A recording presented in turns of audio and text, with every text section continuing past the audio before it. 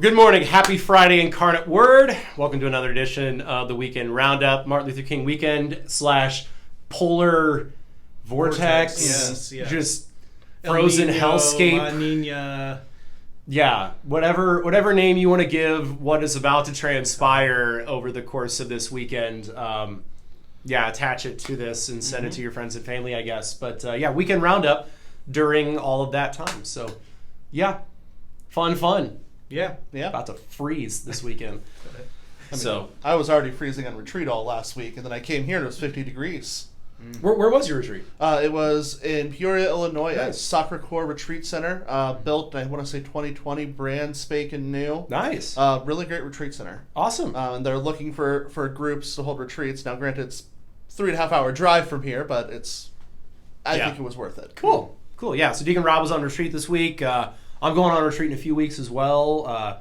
It's a popular time to go on retreats for clergy, kind of in between Christmas and the start of Lent. Recharge the batteries. Recharge the batteries in this short turnaround this year between Christmas and the beginning of Lent. So things have been going on. We ended the Christmas season. We're moving into ordinary time. We want to thank everybody who helped out with all of our Christmas liturgies, whether that's the folks who decorated the church, our musicians, our hospitality ministers, our altar servers, anybody who helped out in any way, shape, or form over Christmas. We are so grateful to all of you for all of your hard work. And we also, we're still sort of basking in the light of Seek. Seek, yes. The small collection of people downtown that for the very small group of people, only 19,000 people that had an amazing week last week down at the Dome in the convention center. I'll once again put the link to all of the talks. So as we mentioned last week, the entire conference is going to be placed online. All of the talks, all the keynotes, all the breakouts, it's all going to be online. They've got most of the keynotes up right now. They'll be coming in with the other breakouts and stuff. I think they were hoping by the end of this weekend. It's like a good 100 hours at least of stuff that they've had to edit and upload. So I am very patient with them. I'm so grateful that they're doing it. But I will eventually come out with like Father Schneier's top 7 or top 8 talks for you to listen to because some of these were just that good. That every parishioner we honestly should listen to and just pray with because some of them were just that spectacular. So. They cover basically every topic under the sun. Yeah. So. I mean, anything you could think of with relations to the Catholic faith, it was covered in the course of this conference in the best way possible. So be on the lookout for that, and we'll have a link to Seek Replay underneath this video on YouTube. All right, speed round. Yes, so this weekend we have the Knights of Columbus blood drive, which will be tomorrow from 7 a.m. to 1 p.m. in Bollinger Hall, and walk-ins are welcome. Nursery Bible School will be this Sunday during the 10:30 Mass. And then the parish office will be closed this Monday for the national holiday. One note on that. Somebody did ask me about that. Normal Monday Mass times, 7 and 8:30. Normal Monday morning Mass times. It's just that the parish office will be closed. Important note. Yes, and then year-end contribution statements will be mailed out later this month. If you've moved recently or have any questions, just call us in the parish office. We'll get you squared away. Also, the Amazing Shake. Amazing Shake needs parishioner support. That wonderful event for our middle schoolers to teach them some basic life skills and social stuff. That's important. You can see the block note for details on how to help out. We'll be having our Young Family Holy Half Hour January 25th, starting at 6. Always a pleasure to see new young families there. Just come and enjoy it. Yeah. Trivia night as well, coming up on Saturday, January 27th, that benefits our inclusion program, our one classroom program at Incarnate Word. I might be the MC for the trivia night, so it should be fun. I can be bribed, even in advance. So if you want to bribe me for answers or other things, I am open to such things. Good. Yeah. And then a staff update. This month Dan Huss celebrates 25 years working at Incarnate Word. Almost as long as I've been alive. Yeah, so make sure Dan knows that. I was 4 when he started being youth minister. You're 4. Nice. Yeah, so I was 6. There you go. Well, so we're grateful Fun fact. for all of the work of a quarter century. Yeah. Want to recognize that. And then Stacy Sabino, who many of you have worked with in her 2 years here, has retired. So, we're grateful also to Stacy for all of the big initiatives that she's helped us with in her time here. Then we have a date night, February 17th. Tickets are available on the parish website. It's for married and engaged couples. And enjoy this romantic evening for two. Yeah, right around Valentine's Day, because we know Valentine's Day is also Ash Wednesday this year, and it might be awkward to have a romantic dinner on Ash Wednesday. Very small romantic dinner on Ash Wednesday. Yes. Unless it's your one big meal. Yeah, your one big meal for the day. One normal size meal for the day. Hopefully you don't get ashes in your food as you're eating. Baptisms, we want to celebrate Lucas Stotler, son of Patrick and Rebecca, Sebastian Logan, son of Daniel Logan and Sophia Perez, and Everett Lessel, son of Anthony and Leslie. So congratulations to them. We also want to pray for the repose of the soul of Lillian Beatrice Miller, mother of Linda Heinrichs. We also want to pray for the repose of the soul of Teresa Stallone, daughter of Virgil Stallone, who passed away earlier this week as well. All right, well, first question I have is, what the heck is that? Yeah, so this is a Halligan tool. It's a firefighting implement that one of our parishioners loaned me, who's a firefighter. So I'll be using that as part of my homily this weekend.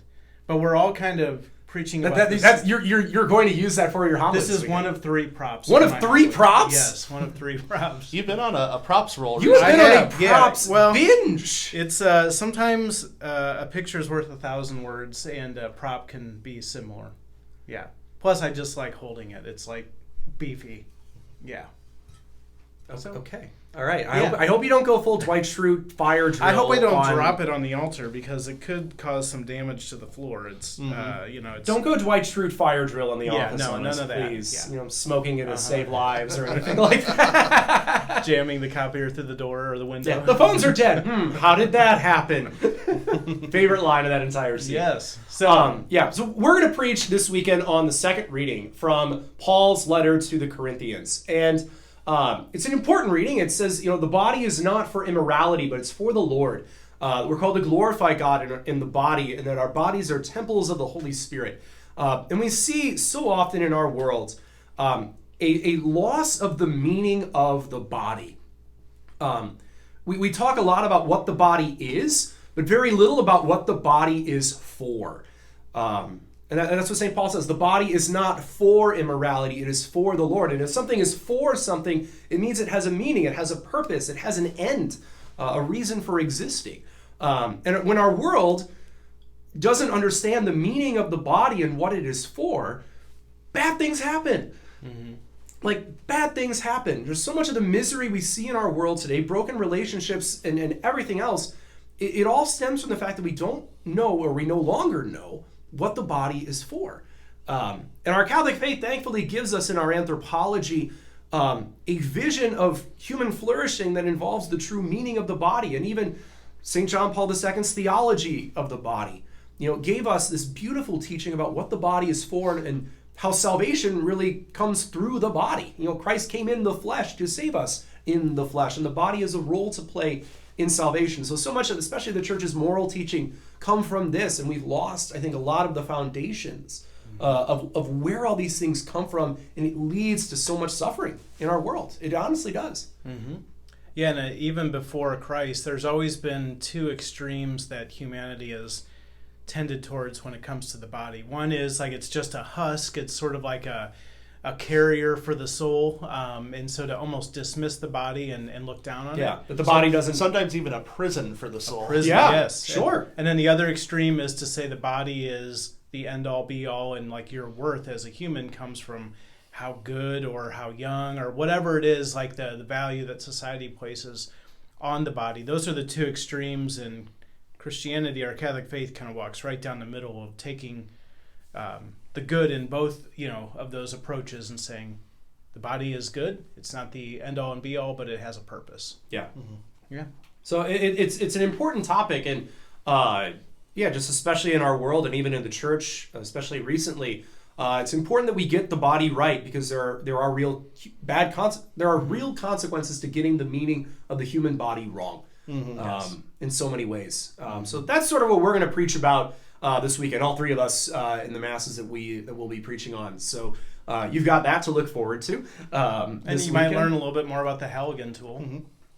Yeah. Is that will like break down doors? Well, it's like so it's actually designed.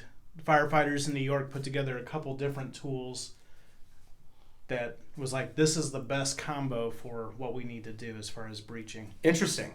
Yeah. And I mean, I'm assuming this is fairly heavy and like pure stainless steel. It's not stainless steel, but yes, it is drop forged and very strong. Gotcha. Mm-hmm. Wow. Yeah.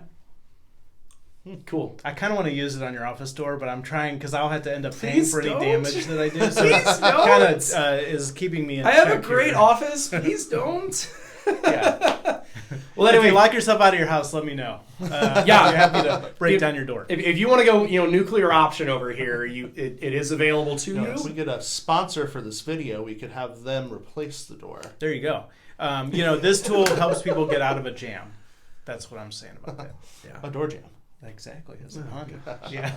All right. Well, folks, we hope you have a wonderful weekend. Enjoy watching football. Stay inside. Bundle up. It's going to be a cold one. It'll be warm in church. But it'll be very warm in church. We can promise you that. Anyway, have a great day. Take care. God bless. God bless.